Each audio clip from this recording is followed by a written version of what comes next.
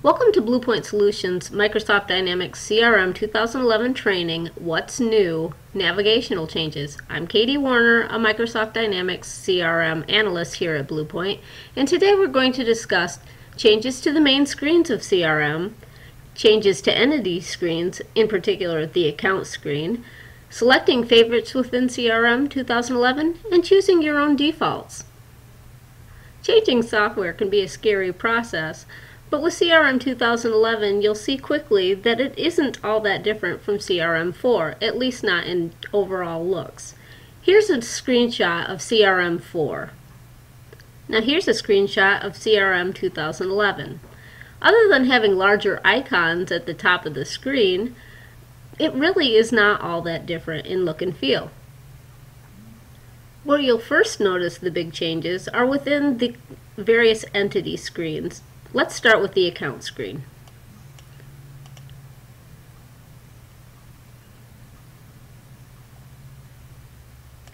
In the account screen in CRM 4, we had tabs across the top for Overview, Detail, Financials, Customer Information, Surveys, Administration, Notes, and TAM.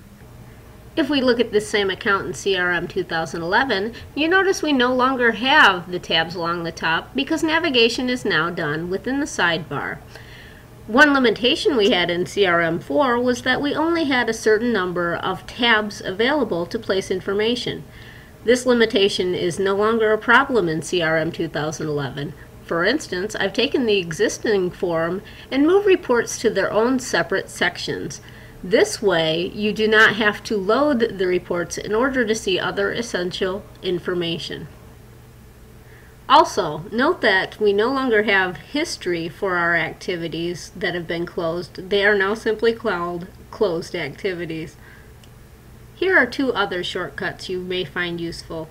If you've ever found yourself in an area where you're just like, oh, I need to get back to the beginning, you can simply click on the Home button. This takes you back to where you normally start from in CRM. Now, if you've ever found yourself wondering, okay, who was that person I was talking to this morning? I can't remember their name. Or you find yourself visiting the same record repeatedly, this next feature will be helpful. If you click on this folder with the star on it, it's the recently viewed pages view. This lists out where you most recently viewed in CRM. You can also pin down records that you view a lot. So for instance, say I contacted First Bank today and I know I need to contact them next week, I could pin them down as kind of a reminder that yes, I need to contact them, or I contact them often. And then when that's no longer needed, just simply come in here and unpin them. And you'll see I can just simply reopen First Bank of Yuma and open that account quickly. Now, so far we've talked about main screens and entity screens, as well as how you can select favorites or recently visited items. Now let's talk about choosing your own default. First, we'll talk about selecting your own views.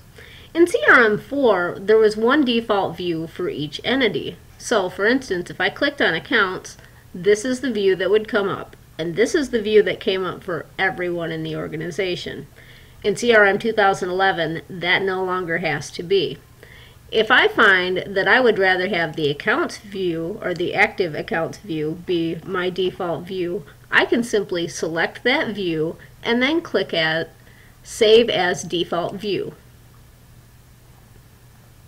That will make it so that whenever I click off and then go back to the accounts section, the active accounts view is now my personal default accounts view.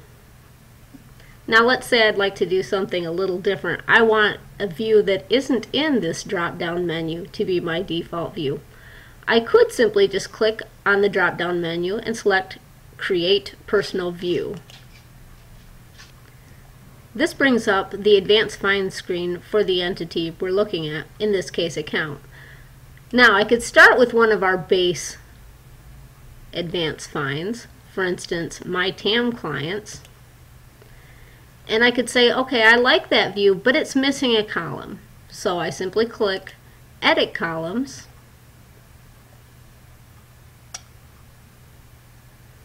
and I add a column. In this case, I'm going to add last modified date. For whatever reason, I might want to know when it was last modified, and maybe who it was last modified by. And I say OK. I could also move these around to say, okay, I want that one in first position. And I say OK. Now I can't simply save this view because it came from an existing system view, but I can create a copy of it. So I say save as, and I could say my TAM contacts Katie view.